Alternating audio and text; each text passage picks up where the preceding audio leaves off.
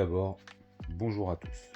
Nous allons nous attaquer à une ouverture de moteur de Adli 400 XS. Logiquement, les 300 XS, c'est exactement la même chose. Ça sera quasi identique. Alors pour quelle raison je démonte le quad? C'est parce que j'ai un problème de cinquième. Du jour au lendemain, ma cinquième a sauté et voulait plus passer. Donc, on va faire le démontage complet du moteur. J'ai déjà ouvert le carter gauche, mais j'ai pas trouvé mon problème. Enfin si, avec mon endoscope, j'ai réussi à voir qu'il y avait une pièce cassée à l'intérieur. D'ailleurs, vous allez le voir plus tard sur la vidéo. Alors, je vous dis de suite, je suis un amateur. Ça veut dire que je n'ai jamais ouvert de moteur de ma vie. Mais je bricole un petit peu. Plaquette de frein, un truc comme ça sur mes véhicules. Alors, je viens de me payer un Adli qui a pas mal de bornes quand même. Donc je vais m'attaquer au démontage moi-même. Déjà pour les économies, ça peut me faire. Et en plus de ça, pour apprendre, parce que c'est le mien et ce sera peut-être pas le premier problème qui va m'arriver. Je tiens à remercier tout particulièrement Ludo. C'est un ange que je ne connais pas, que j'ai rencontré sur internet et qui est en train de m'aider énormément. Ça veut dire que sans lui, j'aurais pu rien faire, clairement. Alors pareil, c'est première vidéo pour moi, amateur dans les vidéos, j'ai ni le matos ni rien, je fais tout avec mon tel. On fait au mieux avec les moyens du bord. Alors le but, c'est que les autres propriétaires d'Adli, comme moi, puissent retrouver une petite vidéo sur internet et pouvoir s'appuyer sur quelque chose pour faire leurs travaux. Parce que moi pareil, j'y connaissais rien au début, je trouvais rien sur internet. Heureusement que Ludo était là. Allez, maintenant c'est parti pour le démontage du quad. Alors, tout d'abord, on va retirer la façade avant, les deux vis qui sont là, et puis après, on vient le déboîter par en dessous. Du coup, on va venir dévisser les vis que je vous montre. Alors, il doit y en avoir 2, 4, 6 normalement. Là, ici,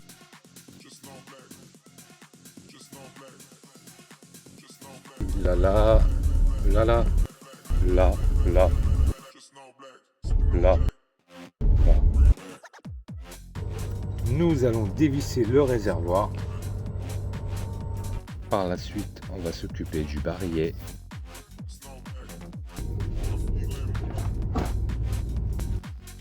Il faut débrancher les câbles des clignotants et bien les marquer.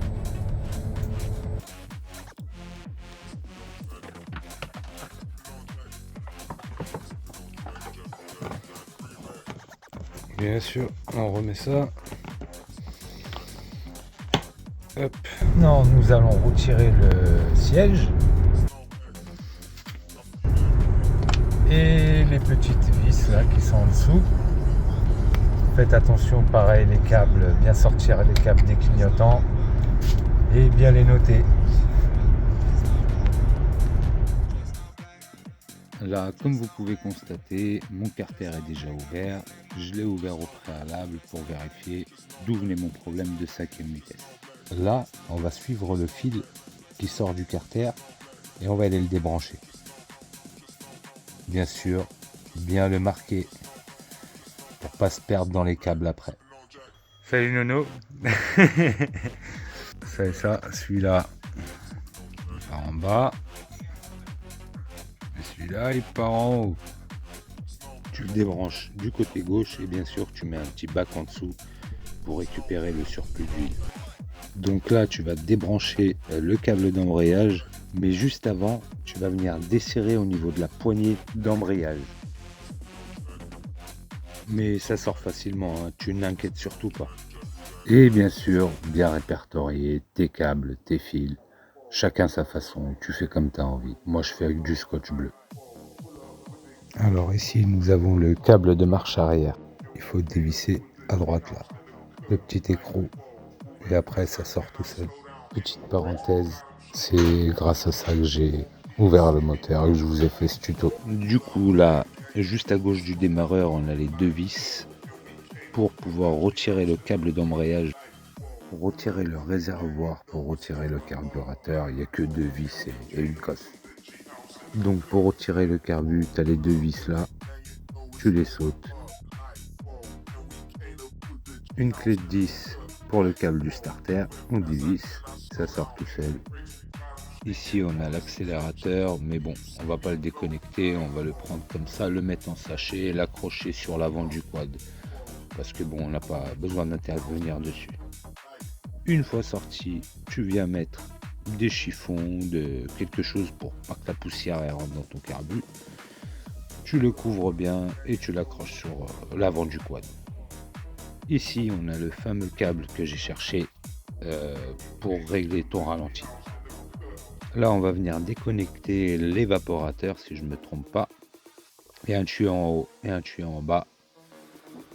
Très facile. Vous enlevez les petits trucs en fer là et vous les retirez. On va retirer le démarreur, les 2 vis qui sont au-dessus. Et ça sort tout seul. On va suivre le câble qui est sur le carter droit. On repère là où il est. On vient le débrancher et le noter. On va venir enlever le pot d'échappement. Du coup là j'ai mis du WD-40 sur les vis pour pouvoir les sortir. On en a une là et une là. On a 3 points d'accroche sur le moteur pour pouvoir le sortir. Alors l'écrou il est de ce côté là, du côté gauche, et la vis elle est du côté droit.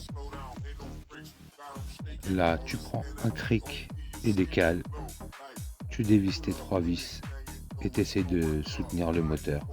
Tu le lèves un petit peu et comme ça t'aide à le sortir par la gauche. C'est pas très lourd, tu le prends, tu le déposes. Et puis on est parti pour la suite des événements.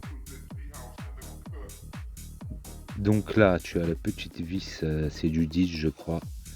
C'est pour détendre ta chaîne de distribution. Donc tu viens la dévisser, après tu viens dévisser les 2 vis qui sont à droite et à gauche. Et tu viens le sortir.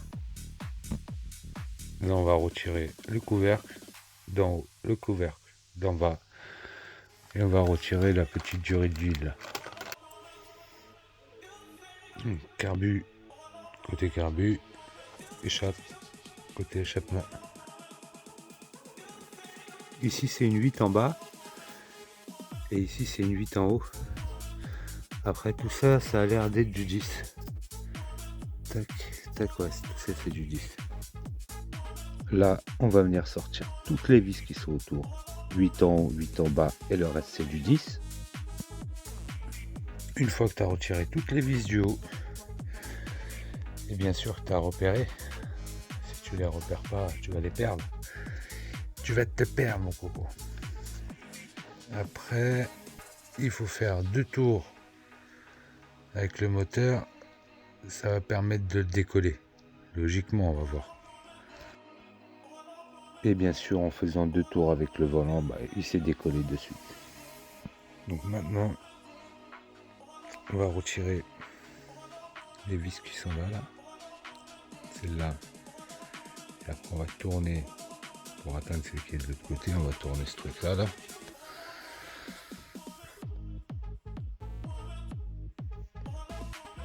C'est parti. On va enlever les 2 vis. On va retirer ça, espèce de petite clavette là. Hop. Donc une fois retiré les 2 vis, ça sort tout seul. Là ça sort. Et voilà, tu sors le tout et tu le déposes. Après vous retirez ce truc là. Alors tout d'abord là, on va enlever les 4 vis et les 2 vis qui sont là. On desserre tout ça en croix, pareil. Vaut mieux desserrer toujours en croix. Voilà, donc une fois que tu as enlevé les 4 vis là, 1, 2, il y a 4 boulons et 2 vis. Toujours les mêmes vis dans les mêmes trous. Toujours papa dans maman. Si papa change de maman, il y a toujours problème. Du coup, on va le sortir. Alors faites attention de ne pas le taper parce qu'il y a des endroits où il ne faut pas taper, tu risques de tout niquer. Donc, une fois enlevé les 2 vis, les 4 écrous, on tire dessus, on tire gentiment à droite à gauche, en haut en bas, clac clac clac clac clac clac clac clac, tout doucement et ça vient. Logiquement il devrait venir, il n'y a pas besoin de taper, mieux vaut pas taper. Et tu le déposes.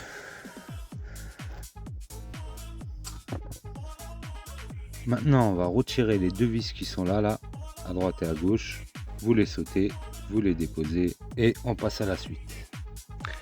Une fois que tu as enlevé les deux petites vis, tu tires dessus, ça vient tout seul. J'ai déposé ça. Là j'en suis là, l'outil est sorti, celui-là il est resté dedans et la chaîne elle est tombée à l'intérieur. Une fois retiré, tu te retrouves avec le piston.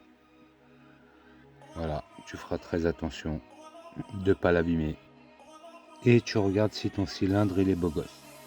Maintenant, tu prends ton pétard que tu as acheté au préalable parce que tu n'en avais pas avant. Tu mets un petit coup, ça sort tout seul. Bien sûr, tu retiens un petit peu le volant, sinon ça risque de tourner, te niquer ta chaîne à l'intérieur. Maintenant, on va enlever ce truc-là. Des pignons de sortie de boîte de vitesse, je suppose. Une fois ça sorti, on va sortir celui-ci. N'aie pas peur, le ressort il va sauter. Mets un truc si tu veux pour pas qu'il aille n'importe où. Et puis par la suite tu desserres ces deux vis là. Et ensuite je vous montre la vis qu'il y a derrière. Pareil, il faudra la dévisser à la piteuse.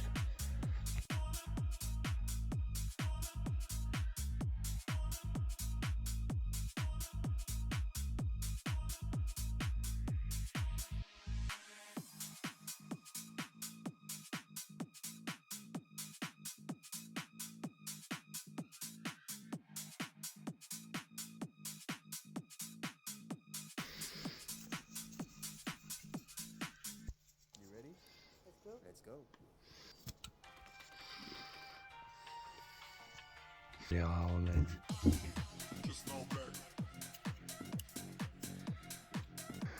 On a envie de les scotcher ensemble pour pas qu'ils se défassent. Parce que ça a l'air galère à remettre après. J'ai mis un petit bout de scotch autour pour que ça le tienne. Tu vois, ça le tient bien.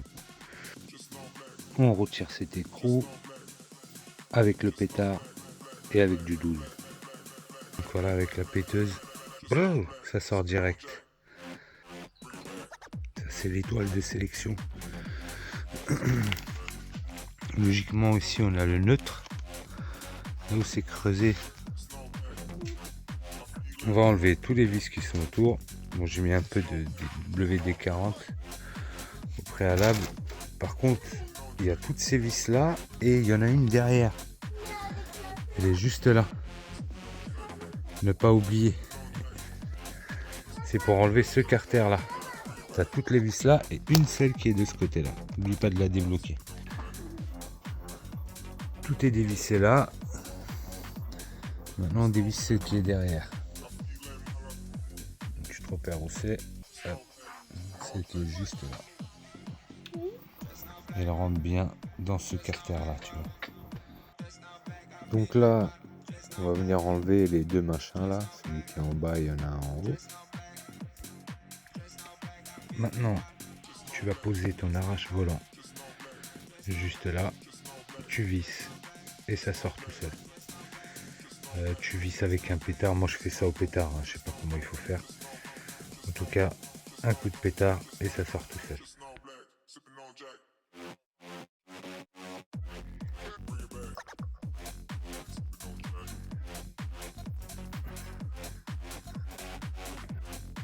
Maintenant, on va retirer le carter.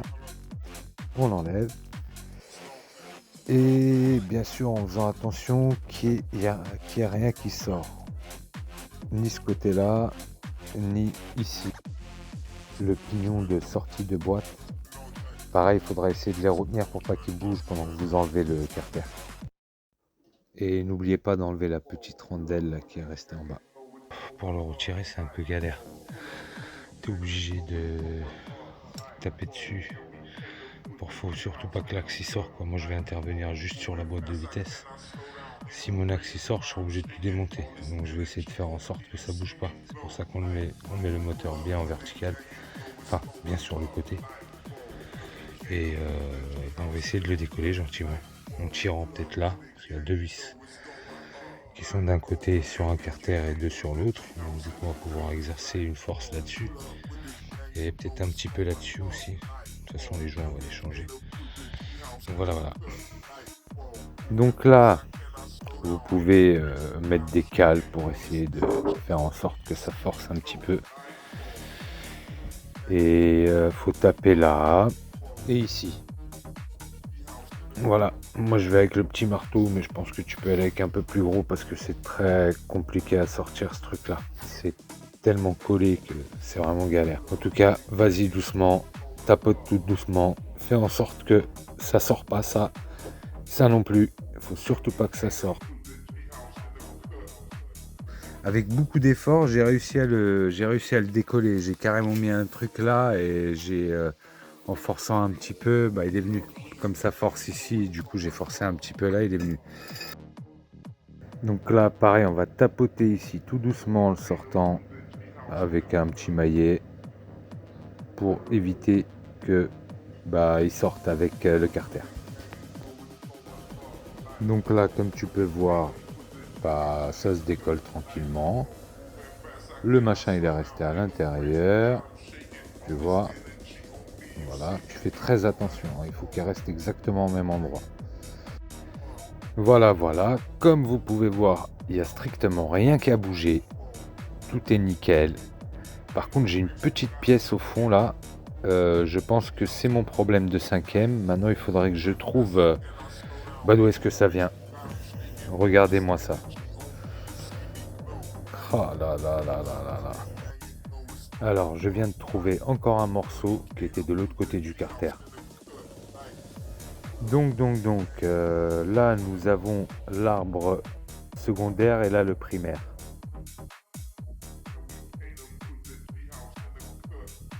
Donc là, je retiens le tout et je tire la tige principale. Et je viens la remplacer par un truc qui fait la même taille que je fous dedans pour pas que le reste bouge. Donc voilà, il est bien sorti. Donc là au fond, j'ai comme une espèce de petit tuyau qui rebique vers le haut. Donc je vais venir mettre ma barre là-dedans, bien délicatement. Donc là je viens de retirer le pignon de la 5e. Tu joues un petit peu avec la fourchette et tout ça, ça devrait sortir. Mais par contre j'ai toutes les dents en dessous. Donc c'est bizarre parce que c'est pas ça le problème. Il faut aller creuser un peu plus loin. Alors on va venir sortir les pignons et les remettre à leur place dessus, comme ça vous vous gourrez pas au remontage. Faites attention, il y a plein de petites rondelles de machin, sortez ça délicatement. Donc là, avec mon endoscope, je vais aller voir sur l'arbre primaire. Et puis, je me rends compte que les dents, il n'y en a plus. Tout est cassé. Donc là, il n'y a plus rien qui accroche. Et je pense que mon problème vient d'ici. On vient pivoter la fourchette vers la gauche et ça sort tout seul. On va retirer la petite goupille là. Là, on va venir tirer gentiment sur cette barre là pour l'enlever du fond pour pouvoir la décaler et sortir notre deuxième fourchette. Et logiquement, elle devrait venir avec la pièce qui est cassée. Sortez pas la barre entière, hein. Juste vous tirez la fourchette et vous l'enlevez avec le pignon. Nous y voilà, complètement pété les dents. Tu m'étonnes que ça passait pas. Va falloir changer ce pignon là et celui-ci. Il accroche dessus et il n'est pas trop mal abîmé, donc on va changer les deux. On arrive à la fin de la vidéo. Je fais la première vidéo pour le démontage et on va faire une deuxième vidéo avec le remontage dès que je reçois les pièces manquantes. Et bien sûr, je vais sûrement commander d'autres pièces, une pochette de joints pour refaire tous les joints. Je vais pas faire ça à la pâte à joints comme ça a été fait auparavant, parce que c'est tous les joints ont fini dans le moteur, et il y avait des fuites d'huile de partout, donc j'avais des pertes d'huile. Donc voilà, donc je vous dis bye et à très vite pour la prochaine vidéo.